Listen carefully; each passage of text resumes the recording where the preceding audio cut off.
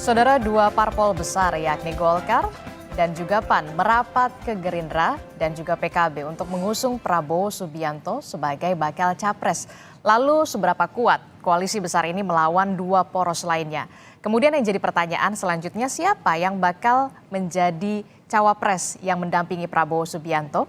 Kami akan membahasnya di pagi hari ini dengan sejumlah narasumber. Di antaranya sudah hadir di studio Ujang Komarudin. Selamat pagi Kang Ujang. Selamat pagi Mbak Adisti. Ya, selaku pakar komunikasi politik Universitas Al-Azhar, kemudian juga di sambungan Zoom sudah ada Ketua DPP PDI Perjuangan Eriko Sutarduga dan juga ada Sekjen PAN Edi Suparno. Selamat pagi Bung Edi, selamat pagi Mas Eriko. Selamat pagi, Assalamualaikum untuk kita semua.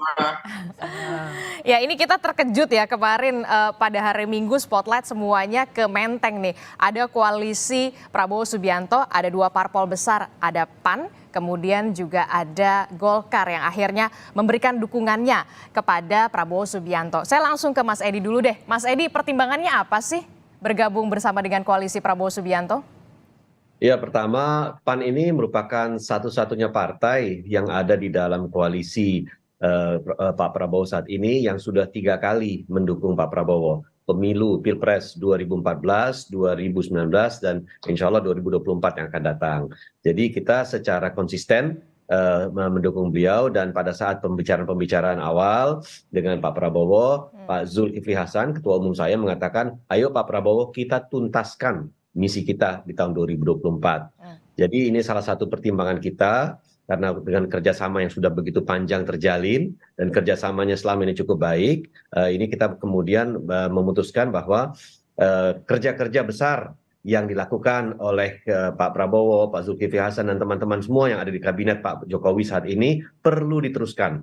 Melanjutkan kerja-kerja besar yang dilaksanakan oleh pemerintahan Pak Jokowi, Pak Ma'ruf Amin, sehingga dalam hal ini Pak Prabowo kita anggap sebagai sosok yang cocok, yang pantas untuk memimpin pelaksanaan ini dan menjadikan Indonesia ini melakukan sebuah loncatan besar menjadi negara maju, insya Allah 2045 menjadi Indonesia emas. Ini salah satu pertimbangan utama kita. Tapi saya juga melihat ini seperti dejavu, seperti koalisi 2019 yang lalu, Mas Edi. 2019 kita memang sudah memutuskan jauh lebih awal ya untuk mendukung Pak Prabowo. Nah, dalam hal ini kita memang pada saat itu sudah terlihat dengan sangat jelas bahwa PAN akan mendukung Pak Prabowo dan koalisinya. Tetapi dalam kesempatan Pilpres saat ini, kita kan juga sudah bicara dengan teman-teman dari PDIP. Bahkan kita sudah melakukan kunjungan ke PDIP, sehingga kita memang pada saat itu masih betul-betul terbuka untuk bergabung, apakah untuk mendukung Pak Ganjar ataukah mendukung Pak Prabowo. Tetapi pada akhirnya setelah kita lakukan kontemplasi di internal, termasuk juga mendengar suara-suara dari seluruh cabang dan daerah di seluruh Indonesia, akhirnya kita diminta untuk mengusung Pak Prabowo, dan itu adalah suara terbanyak, dan akhirnya diputuskan oleh pimpinan partai bahwa kita kemudian mendeklarasikan dukungan secara resmi ke Pak Prabowo hari Minggu kemarin. Oke, nah saya langsung deh ke Bung Eriko. Bung Eriko, terkejut nggak sih, apa memang sudah diprediksi ini PAN sama Golkar akhirnya merapat ke koalisi Prabowo Subianto? Mbak Adisti, politik adalah the art of possibility. Yang tidak mungkin di politik adalah cuma menghidupkan orang mati. Itu pasti terjadi, kan begitu, itu sama-sama kita pahami. Mbak Adisti, saya ingat betul kira-kira 1 bulan yang lalu kami berdiskusi di Kompas TV ini bersama Bung Timothy Marbun. Nah, menyampaikan mengenai prediksi-prediksi dan kemungkinan-kemungkinan yang ada. Pada saat itu saya sudah sampaikan, sampai saat ini kemungkinan terbesar adalah 3 poros atau 3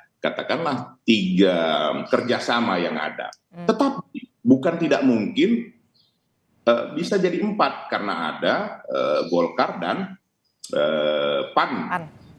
Seperti itu, yang bisa saja membentuk menjadi kerjasama. Tetapi yang paling kecil kemungkinannya pada saat itu adalah menjadi 2 poros.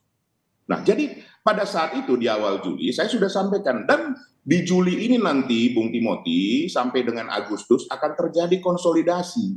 Nanti kita lihat di bulan Agustus ini pasti akan menarik. Nah, sekarang ya sekali lagi seperti yang disampaikan tadi Mas Edi Suparno, segala kemungkinan bisa terjadi. Tetapi sampai pada saat ini kemungkinan terbesar tinggal 3 poros. Ya, kita bersyukur juga ini sesuai dengan nomor PDI Perjuangan juga nomor 3 kan begitu. Ini saya nggak tahu ada kesengajaan atau tidak seperti itu. Tetapi Mbak Adisti, bukan tidak mungkin. Bukan tidak mungkin. Ini sekali lagi saya sampaikan. Ini kan namanya seni, namanya juga art. Bukan tidak mungkin ini mengkerucut menjadi 2. Kita lihat dalam 1 bulan ke depan. Mudah-mudahan nanti Mbak Adisti undang saya lagi di awal bulan depan dan kita bisa lihat lagi apa perkembangan yang terjadi.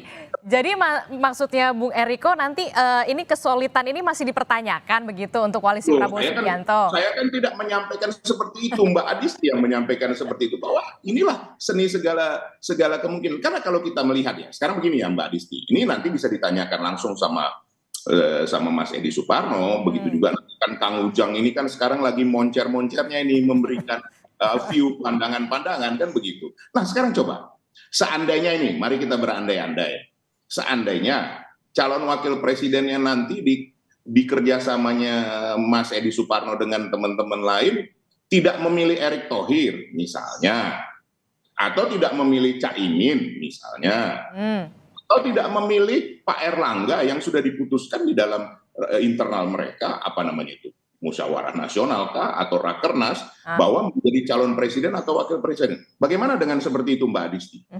Jadi dipertanyakan. Ini ucapannya yang sudah kita lihat di seluruh media cetak, media televisi, sosial media. Ya sekali lagi saya sampaikan, memang politik seni segala kemungkinan. Ya bisa saja, artinya kompromi. Tidak menjadikan dirinya atau tidak mencalonkan. Nah, tapi bagaimana pertanyaannya Mbak Adisti dengan yang namanya kuartal efeknya? Apa artinya? Itu masyarakat Indonesia sangat memahami betul dalam hal ini. Artinya apa? Bahwa ternyata ini sekali lagi semua hanya game, hanya masih ada kemungkinan berubah sampai Oktober gitu ya Bung Eriko ya.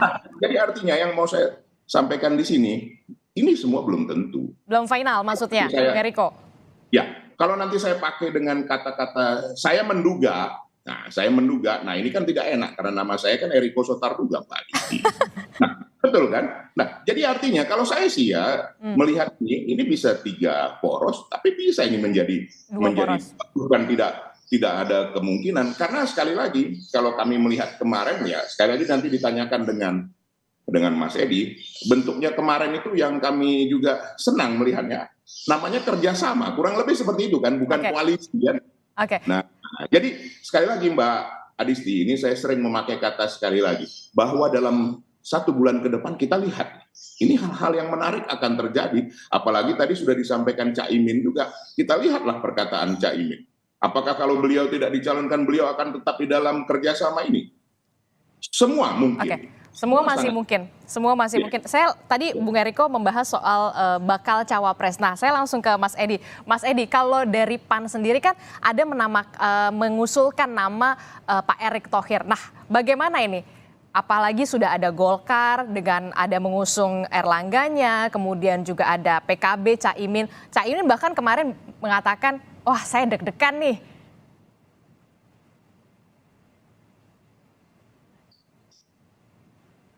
Mas Edi? Ya, baik. Memang kita dari awal sudah menyampaikan bahwa PAN meminta supaya Pak Erick Thohir dipertimbangkan sebagai calon wakil presiden. Hal ini telah kami sampaikan kepada Pak Prabowo dan teman-teman dari Gerindra. Kami juga sudah sampaikan kepada Ibu Megawati dan teman-teman PDIP ketika kita dalam melakukan pertemuan-pertemuan. Nah, tetapi kita juga di dalam kerjasama politik yang kita jalin dan tanda tangani memorandumnya kemarin hari Minggu, kita juga kita mengetahui posisi partai-partai yang lain. Pak Erlangga tentu didukung untuk menjadi cawapres oleh Partai Golkar, dan Pak Gus Muhaimin Iskandar juga didukung oleh PKB untuk menjadi cawapres. Nah, karena itu kami sepakat, dan itu disampaikan oleh Pak Prabowo, kita sepakat bahwa pimpinan partai politik nanti akan duduk bersama. Pimpinan parpol akan duduk bersama untuk kemudian memutuskan siapa yang akan menjadi cawapresnya. Dan ini akan didudukan di dalam sebuah forum untuk dilakukan musyawarah dengan tujuan untuk mencapai mufakat. Jadi saya kira inilah keistimewaannya bahwa kita sudah dari awal sudah menyepakati bahwa urusan cawapres kita bahas bersama-sama. Dan tujuannya adalah untuk mencari musyawarah dan mufakat. Itu tujuan. Jadi landasannya adalah musyawarah untuk mencari mufakat, bukan nanti kemudian menang-menangan atau bahkan nanti ada yang tidak happy. Saya kira musyawarah mufakat ini adalah satu tujuan yang memang sudah kita sepakati dari awal dan dengan harapan bahwa akan mencapai mufakat yang bulat. Begitu. Oke, ya pasti harapannya musyawarah untuk mufakat. Saya langsung ke Kang Ujang. Kang Ujang melihatnya bagaimana ini? Kemarin kemudian ternyata terjadi bisa dikatakan kejutan besar ya, karena akhirnya PAN dan juga Golkar merapat ke koalisi Prabowo Subianto. Anda melihatnya seperti apa? Apalagi ini baca wapres masing-masing di koalisi Prabowo ada nama-namanya. Saya sih melihatnya begini Mbak Adisti ya, bahwa ini tindak lanjut ya koalisi besar yang sudah dulu ketemu di kantor DPP PAN. Kita tahu waktu itu Pak Jokowi ketika ada persoalan penolakan Piala Dunia ya dari PDIP, maka Pak Jokowi mengumpulkan 4 partai besar, yaitu ya tadi Gerindra, PKB, PAN dan Golkar. Nah itu membangun sebuah koalisi besar. Saya sih mesti ingat catatannya apa? Catatannya adalah pertama Pak Zulhas mengatakan bahwa ini dirijennya adalah Pak Jokowi. Ketika itu loh. Lalu Pak Prabowo juga mengatakan bahwa kami ini ikut Pak Jokowi. Nah, artinya saya melihat ketika pertemuan di DPP PAN yang lalu itu indikasi bahwa memang membuat koalisi besar itu akan direalisasikan. Nah hari ini kalau terjadi ya kesepakatan kerjasama antara keempat partai koalisi pemerintah ya, saya sih melihatnya sesuatu yang sudah diprediksi sebelumnya karena memang sudah ada pertemuan bahwa di DPP PAN lalu ditindaklanjuti oleh PAN dengan Golkar. Cuma yang menarik begini, menariknya adalah bagaimana misalkan KIB bubar, ini penting. Lalu ditandai oleh munculnya koalisi besar. Betul. Nah saya menarik kenapa? Tadi kalau kita bicara apa yang dianalisa oleh Bang Eriko dan Bang Edi Suparno ya, apakah misalkan nanti ada kaitannya dengan skema 2 poros atau 3 poros? Semua masih mungkin terjadi karena dalam politik itu bukan matematik. Tentu semuanya masih dinamis dan mungkin bisa 3 bisa 2 poros. Tapi saya menganalisa ya kalau ini tidak ada perubahan yang fundamental ya terkait dengan dinamika politik yang terjadi ke depan, maka bisa 3 poros. Tapi 2 poros pun bisa begitu. Tadi Kang Ujang sempat menyinggung bahwa ada dirijennya ini Pak Presiden Joko Widodo. Berarti bisa dikatakan koalisi ini juga campur tangan dari arahan Pak Presiden? Ya kalau saya melihatnya begitu kan sudah jelas di media mengatakan bahwa sudah dapat izin dan restu Pak Jokowi, itu catatan loh. Yang kedua, kita lihat misalkan PAN dengan Golkar ini partai institusi yang berbeda. Partai yang punya segmentasi yang berbeda juga. Punya katakanlah ideologi yang berbeda juga. Nah, tetapi dalam konteks kemarin bayangkan deklarasinya bersama-sama. Betul. Ya pasti ini ada yang dorong juga, ada yang mengizinkan juga. Ada yang mengarahkan. Dan jangan lupa, partai koalisi pemerintahan Jokowi termasuk PAN dan Golkar pasti akan izin presiden. Karena memang mereka ada bagian daripada koalisi pemerintah. Oke, saya langsung ke Mas Edi dulu. Mas Edi, berarti benar ada izin atau dari arahan dari Pak Jokowi? Sama sekali tidak. Tidak ada arahan, tidak ada petunjuk, tidak ada penegasan untuk melaksanakan membentuk koalisi, melaksanakan deklarasi, sama sekali tidak. Pak Zulkifli Hasan adalah pemegang mandat di Partai Amanat Nasional untuk mendeklarasikan siapapun yang akan menjadi capres maupun cawapres kita. Dan mandat itu diperoleh di Rakernas 2022, dikuatkan di dalam Rakornas pemenangan pemilu di tahun 2023. Jadi Pak Zul dalam hal ini bertindak dalam kapasitas sebagai ketua umum yang telah memperoleh mandat untuk melakukan lobby-lobby partai termasuk menentukan dalam hal ini menentukan siapa yang menjadi capres dan cawapres kita. Dan ini sudah dibahas di internal pimpinan partai di PAN dan kemudian kita putuskan pada hari Sabtu untuk kemudian melakukan deklarasi pada hari Minggu. Demikian. Tapi kok ya persis betul sama Partai Golkar juga sama-sama deklarasinya dukungannya gitu Mas Edi? Ya memang kan partai kita PAN dengan Golkar senantiasa menjalin komunikasi yang sangat aktif ya, apalagi ketika kita ditinggalkan oleh sahabat P3 yang telah mendeklarasikan terlebih dahulu dukungannya kepada capres Pak Ganjar, kita menjalin komunikasi lebih aktif lagi bagaimana kita membahas keberlanjutan daripada KIB, dan akhirnya ya kita bersama-sama memutuskan ya bahwa kita akan mendukung Pak Prabowo, dan momentumnya pun kita kemudian sesuaikan agar bisa dilaksanakan secara berbarengan di antara kita berdua. Jadi memang pas betul begitu ya, sama-sama dengan Partai Golkar memberikan dukungannya pada hari Minggu. Kalau Bung Eriko sendiri seperti apa? Kalau memang ada yang menyebut ini juga atas arahan Joko Widodo. Ya, Mbak Adisti, saya tentu tidak bisa menanggapi sesuatu yang katakanlah belum jelas dasar sumbernya, apalagi masa kita tidak percaya dengan Mas Edi Suparno sudah menyampaikan sendiri sebagai beliau sebagai orang nomor 2 partai sebagai sekjen. Hal itu menurut saya ya sekali lagi kalau itu pun ya itu naif sekali ya. Artinya begini, kalau di kami sebenarnya tidak ada satu permasalahan seperti begini Mbak Adisti. Karena kenapa? Sebenarnya institusi partai itu didirikan untuk apa? Kan untuk berbuat bagi rakyat dan mempunyai apa? Mempunyai kapasitas untuk menentukan pendapatnya sendiri. Bahwa calon presiden dan wakil presiden itu dicalonkan oleh satu partai politik atau bersama-sama dari partai politik yang ada. Itu yang saya pahami. Kang Ujang sama Mas Edi Suparno juga pasti sepakat dalam hal ini. Nah, di internal kami sendiri, kalau seperti ini bukan suatu hal yang aneh, ini hal yang biasa di dalam dinamika politik. Dan bagi kami, seperti Bapak Presiden Joko Widodo itu bukan lagi kami harus, itu adalah bagian daripada PDI Perjuangan. Beliau adalah kader terbaik PDI Perjuangan. Saya tidak ingin mengulang-ulangi dari mulai beliau jadi wali kota sampai gubernur, yang katakanlah hampir tidak ada yang mendukung. Paling banyak 2 partai. Ini kejadian ini Mbak Adisti persis. Kalau saya mau minjam istilah saudaraku Ketua Buya Said, ini seperti tahun 2014, artinya beramai-ramai untuk ya memang harus ada satu target yang harus dikatakanlah sebagai kompetitor. Dan kalau melihat ini, jujur Mbak Adisti ya, saya secara pribadi bersyukurnya begini.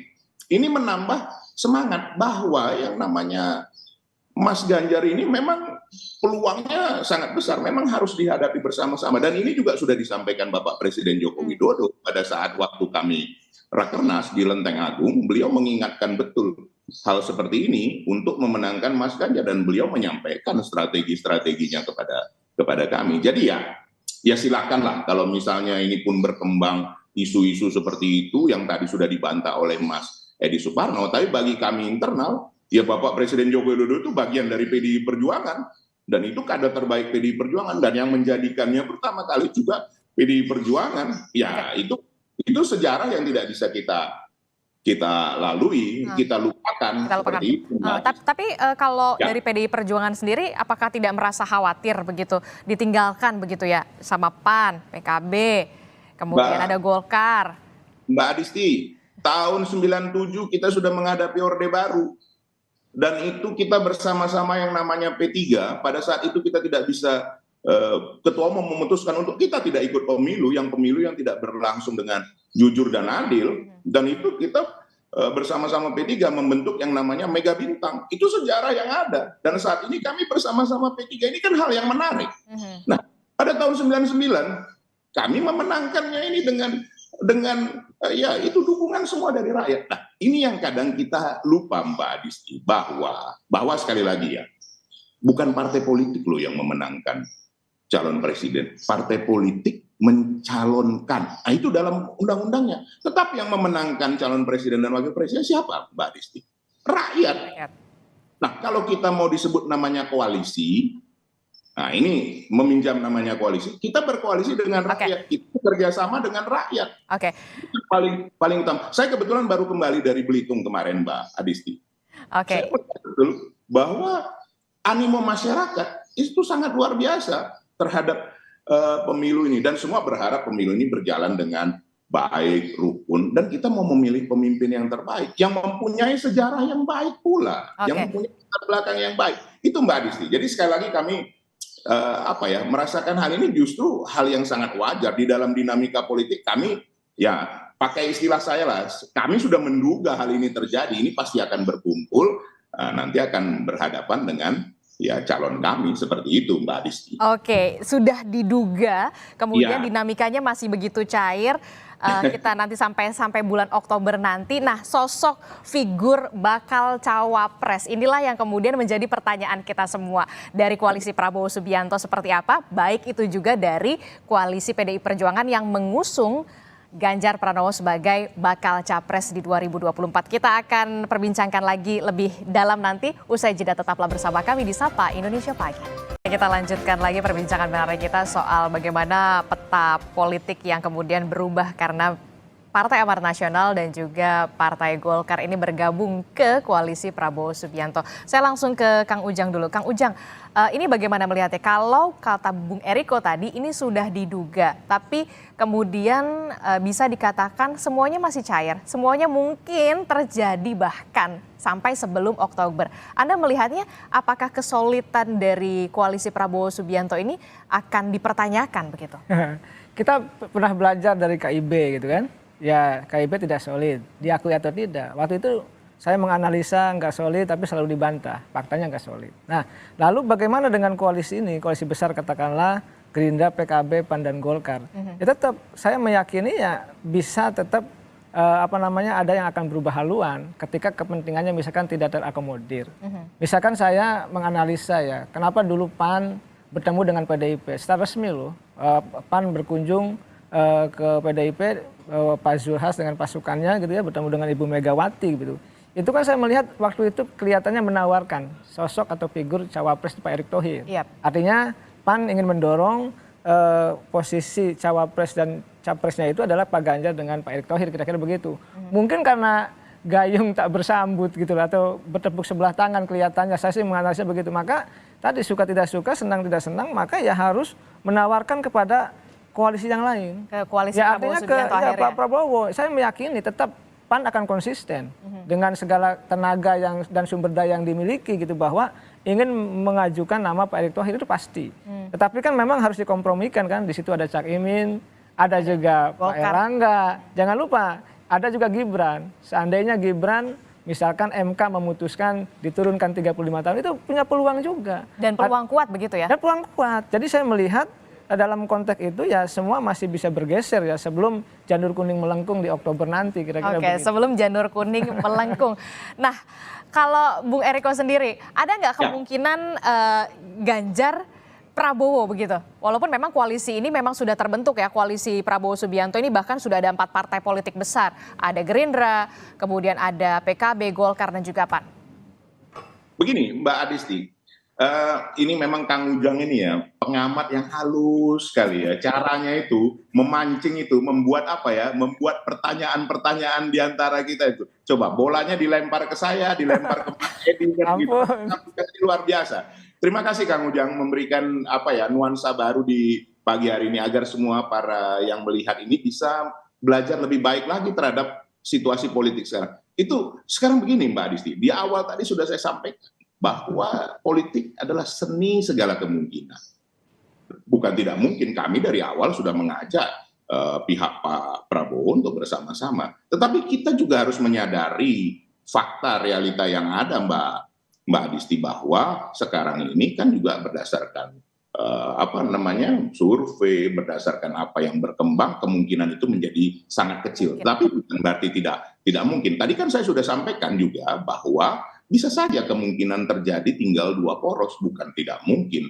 Tetapi sekali lagi kita lihatlah dalam 1 bulan ke depannya. Hanya yang menarik begini Mbak Adisti. Tadi saya sudah tanyakan di awal, dan itu tadi coba nanti Mas Edi sampaikan. Kalau seandainya, katakan tadi, yang dicalonkan PAN, yang dicalonkan PKB, Gus Imin, yang dicalonkan oleh Golkar, tidak menjadi calon wakil presidennya Pak Prabowo. Kita berandai-andai seperti itu. Apakah masih tetap bisa seperti itu? Ataukah memang akan berubah haluan masing-masing? Kalau di PDI Perjuangan, ini jelas bahwa mekanismenya yang kami jalankan tahun 2019, nanti boleh ditanyakan dengan P3 dengan Mas Romi, kami berkumpul bersama-sama dipimpin oleh Ibu Ketua Umum dan membicarakan ini secara terbuka. Kita kan mau mencari presiden, calon presiden dan calon wakil presidennya rakyat. Oke, tapi tadi Calon presiden dan wakil presidennya sekedar dari partai politik atau elit politik, itu yang harus kita pahami bersama. Nah, PDI Perjuangan melakukan hal itu bersama-sama P3, Hanura, Perindo. Silakan, nanti kita bicarakan. Kalau ini bagaimana? Hasilnya seperti apa? Kalau yang ini bagaimana memadukannya dengan Mas Ganjar? Kenapa? Karena PDI Perjuangan sudah punya calon presiden yang namanya Mas Ganjar Pranowo. Tentu tidak akan berpikir, oh calon wakil presidennya kami juga. Dari kami juga, tidak seperti itu. Nah itu yang sebenarnya kalau mau saya katakan ya dengan segala kerendahan hati, inilah sebenarnya bentuk keunggulan daripada kerjasama kami. Menawarkan seperti ini sebenarnya kan Mas Edi dan teman-teman kurang sabar saja ya, tapi ya namanya strategi kan boleh-boleh aja ya kan. Tadi kurang kalau, sabar. misalnya Tapi begini, Bung Eriko, tadi mengutip dari Kang Ujang. Kang Ujang bilang tadi memang sebelumnya PAN ini sudah menyodorkan nama Erick Thohir ke PDI Perjuangan, tapi Gayung tidak bersambut, betul? Ya, siapa bilang? Kan calon dari PAN kan kita belum membahas bersama-sama. Ada calon dari P3, Mas Sandiaga Uno. Pasti ada calon dari Perindo. Pasti ada calon dari Hanura. Nah begitu juga calon-calon lain yang berkembang yang sudah disampaikan Mbak Puan juga. Nah ini yang kita bahas bersama. Di situ nikmatnya yang sebenarnya disebut musyawarah mufakat itu ada di PDI Perjuangan. Itu hal yang biasa kami lakukan. Okay. Dan itu nanti diputuskan bersama-sama dan nanti dikonsultasikan bersama Pak Presiden Joko Widodo sebagai kader terbaik kami. Kan ini kan proses transisi, kan ini harus nyambung. Kesejarahan itu kan harus menyambung, seperti itu. Okay. Nah, kemudian yang terakhir tentu dengan Mas Ganjar Pranowo. Bagaimana? Kan beliau yang nanti akan bertarung bersama calon wakil presidennya. Dan sekali lagi saya mau ingatkan, kita berkoalisi dengan rakyat, itu yang lebih tepat. Oke. Ini apa? Bahwa calon presiden dan wakil presiden itu yang memilih rakyat, Mbak Kristi. Oke, saya langsung politik adalah mencalonkan kepada KPU. Ya, Mas Edi, saya mengutip dari Bung Eriko. Bung Eriko tadi bilang PAN sih kurang sabar. Apakah nanti akan tetap mengusung Erick Thohir dalam koalisi Prabowo Subianto? Kita tidak lupa ada beberapa nama yang kemudian juga harus diperhitungkan. Ada nama Gibran dan juga satu lagi ada Cak Imin dan Pak Erlangga. Pak Erlangga dan juga Gus Muhaimin. Seperti apa?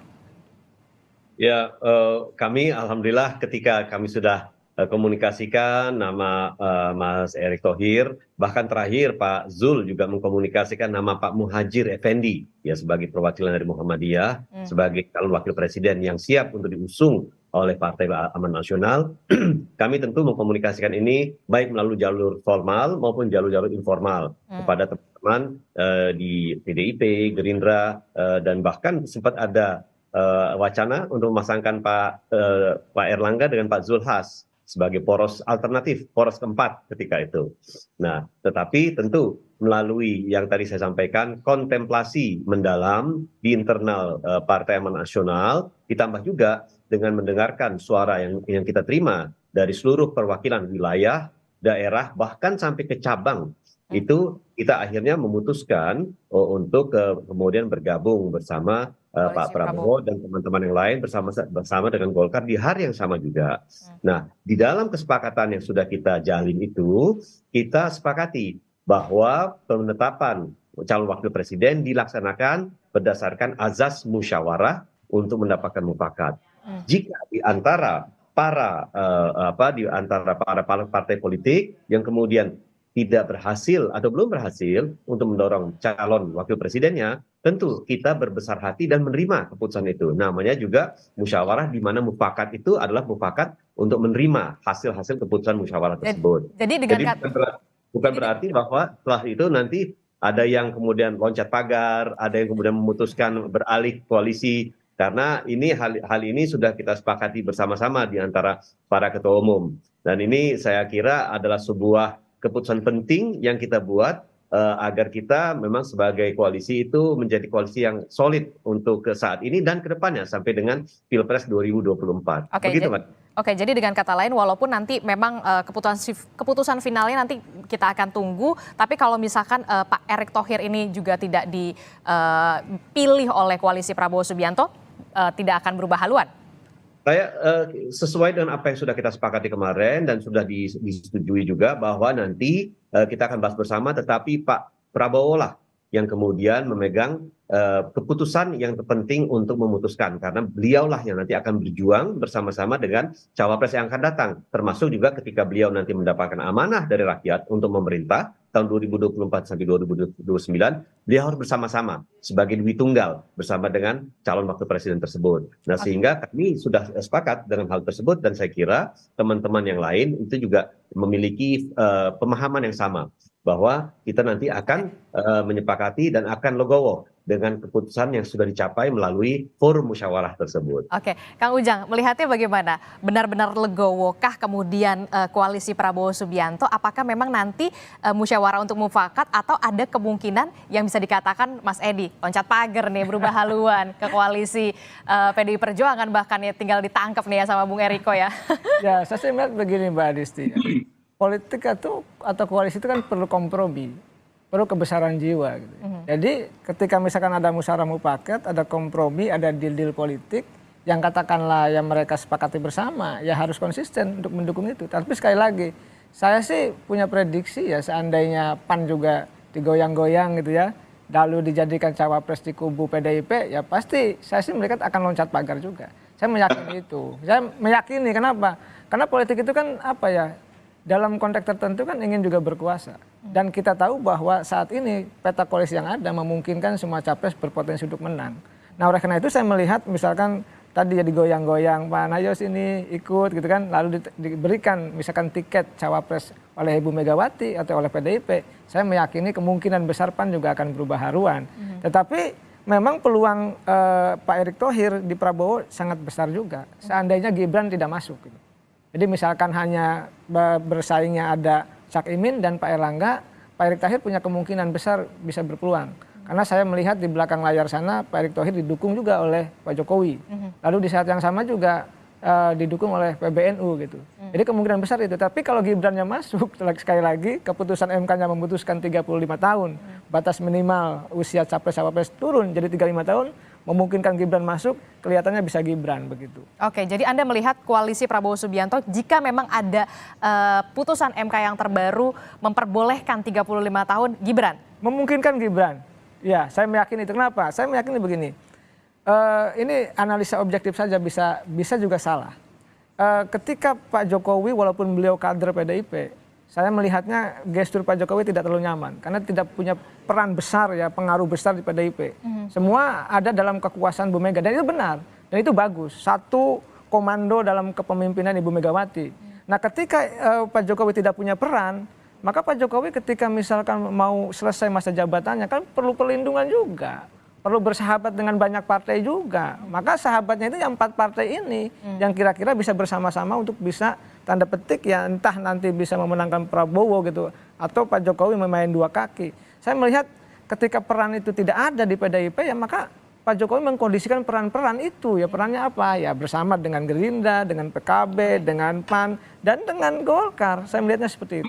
Oke, saya langsung ke Bung Eriko. Bung Eriko, ini ternyata nama yang kemudian diperhitungkan juga nama Gibran Rakabuming Raka. Jika memang ada putusan MK yang memperbolehkan usia 35 tahun bakal calon wakil presiden. Tanggapan dari Bung Eriko? Ini memang tadi kan saya sudah sampaikan di awal, ini betul-betul kalau main volley ini umpan lambungnya disampaikan sama Kang Ujang ini. Ampun, Bang. Sama Mbak Adisti di smash, kita mau tidak mau harus blocking kan begitu kan. Nah, jadi Mbak Adisti, Kang Ujang, kami tentu ini bukan hal baru, kita sudah mendengar lama hal-hal seperti ini, makanya dari awal tadi saya sampaikan, apakah kalau misalnya calonnya dari Mas Edi Suparno dari PAN tidak diinikan, apakah tetap PAN seperti itu? Bagaimana juga dengan Golkar? Bagaimana juga dengan PKB? Tentu ini kan bukan sesuatu hal saat ini bisa diambil kesimpulan seperti itu, kan begitu. Nah, kalau dari segi Mas Gibran sendiri, kebetulan kami kan pada beberapa waktu lalu Mbak Adisti dan Kang Ujang, itu ada pembekalan yang dilakukan Ibu Megawati dalam strategi pemenangan Mas Ganjar yang dihadiri oleh kader-kader kami dan dihadiri oleh kepala daerah juga. Ini beliau menanyakan langsung kepada Mas Gibran dan Mas Bobi bagaimana. Nah, beliau berdua waktu itu yang menjawab langsung Mas Gibran. Nanti boleh ditanyakan langsung kepada beliau. Beliau menjawab, saya ikut apa keputusan partai. Oke. Patuh dan saya loyal kepada Ibu Ketua Umum. Itu yang beliau sampaikan. Oke. Itu jadi artinya begini, Mbak Adisti, Kang Ujang, ya namanya segala katakanlah apa ya, usaha, upaya, wajar-wajar saja di dalam dunia politik. Nggak ada yang aneh dalam dunia politik kalau dalam hal ini. Ya seperti besok lusa mungkin Mas Edi Suparno calonkan tidak jadi seperti yang dikatakan Kang Ujang tadi, jangan-jangan mau masuk kepada kami, kan bisa juga. Nah begitu juga Caimin yang katakan nanti jelas dalam bahasanya tadi. Ya, dan kalau lihat kemungkinan-kemungkinan ini bisa jadi kemungkinannya kecil untuk dicalonkan di kerjasama di tempat Mas Edi Suparno. Nah bisa saja ke kami. Jadi artinya ini sangat dinamis, ini sangat menarik. Dan bagi kami, Mbak Adisti, Kang Ujang, ini bukan hal yang aneh. Karena kami sudah menghadapi di era Orde Baru, sudah menghadapi di tahun 2014, di mana kami dikeroyok beramai-ramai dengan segala upaya. Iya, dan justru anehnya Mbak Adisti, justru anehnya ini kenyataan, ini bukan basa-basi. Pada saat itu ya kami bersyukur kehadirat Yang Maha Kuasa, justru kita unggul gitu loh. Itu dialami Pak Jokowi tahun 2014. Bung Eriko, kalau tadi Bung Eriko bilang semuanya masih cair. Nah yang terbaru informasinya ini semalam Pak Ganjar atau Mas Ganjar ini bertemu Mbak Yeni Wahid. Bahkan mengajak, ayo Mbak, tak ajak mau nggak? Mbak Adisti, apa ada yang salah dalam hal ini? Mas Ganjar mengajak Mbak Adisti dan Kang Ujang boleh-boleh saja. Loh, betul kan? Nah, sekarang begini, sekarang saya tanya kepada kita semua. Mas Edi Suparno, tentu dalam hal ini nanti milih Pak Prabowo. Tapi di dalam TPS siapa yang tahu? Jangan-jangan. Kan yang tahu cuman yang bersangkutan dengan Yang Maha Kuasa. Tiba-tiba, memang Mas Ganjar juga yang benar. Ini coblos Mas Ganjar. Terus bagaimana Mbak Adisti? Jadi ini namanya silaturahmi yang memang sangat wajar dilakukan. Dan di dalam budaya kita, menghormati. Seperti Gus Dur dan keluarga, Ibu Sinta Nuria, Mbak Yeni, boleh ditanyakan langsung. Kebetulan saya yang menemanin Mbak Yeni ketemu dengan Ibu Mega, dan saya disitulah melihat bahwa kekeluargaan itu sangat luar biasa. Jadi kalau menurut saya, kalau Mbak Yeni pun nanti bersama-sama dengan kami, diajak Mas Ganjar, begitu juga dengan Ibu Ketua Umum, kita bisa bersama-sama, itu hal yang katakan, itu bukan suatu hal yang aneh atau mengejutkan, begitu loh Mbak Adisti. Oke, saya sangat menyambut dengan tangan terbuka. Oke, saya tanya ke Mas Edi. Mas Edi, ya, nama Gibran ini yang juga diperhitungkan sampai ada keputusan dari MK. PAN sendiri menilainya seperti apa? Akan tetap solid sejauh ini di koalisi Prabowo Subianto atau seperti apa? Ya, seperti yang kita sudah sampaikan dan sudah kita sepakati dalam memorandum yang kita tanda tangani bersama, bahwa segala sesuatu itu kita akan dalam forum para ketua umum. Jadi apapun skenarionya ke depan, tentu hal ini kita akan buka. Jadi ada ruang untuk kita membahas segala sesuatunya. Tetapi sampai pada hari ini tentu saya tidak mau berandai-andai. Ya, nama yang sudah ada di depan mata yang tadi saya sebutkan, dari Golkar mengajukan Pak Erlangga, PKB mengajukan Gus Muhaimin, kita mengajukan Pak Erick Thohir. Nah, jadi kita lihat saja apa perkembangan ke depan. Tetapi per hari ini kita lihat bahwa nama-nama inilah yang kemudian akan digodok. Pada akhirnya kita juga akan menghormati keputusan Pak Prabowo Subianto sebagai capres yang kita sepakati untuk diusung bersama-sama, yang nanti akan memutuskan siapa cawapresnya. Karena beliaulah yang nanti akan bersama-sama selama 5 tahun dengan wapres tersebut, jika memang mendapatkan amanah nanti oleh masyarakat Indonesia. 14 Februari 2024. Oke, bakal calon wakil presiden namanya ini sudah mengerucut, tapi bisa dikatakan ini masih cair semuanya sampai nantinya di bulan Oktober 2023. Terima kasih. Mbak Adisti, Kang Ujang. Ya, singkat saja. Mas Edi Suparno, 1 bulan ke depan ini hal yang menarik. Nanti lihat, Mbak. Kita akan cermati nanti 1 bulan ya, akan seperti apa. Mudah-mudahan kami dan Kang Ujang diundang kembali, ya Kang Ujang. ini nanti akan terjadi perubahan-perubahan yang sangat dinamis. Oke. Kita lihat dalam 1 bulan ke depan. Kita Ini akan menarik. lihat, kita akan tunggu dinamikanya 1 Ya. bulan lagi akan seperti apa karena masih cair. Terima kasih Bung Eriko, terima kasih Mas Edi Suparno, dan juga terima kasih untuk Kang Ujang untuk waktunya dan perspektifnya, informasinya di Sapa Indonesia pagi di kali ini.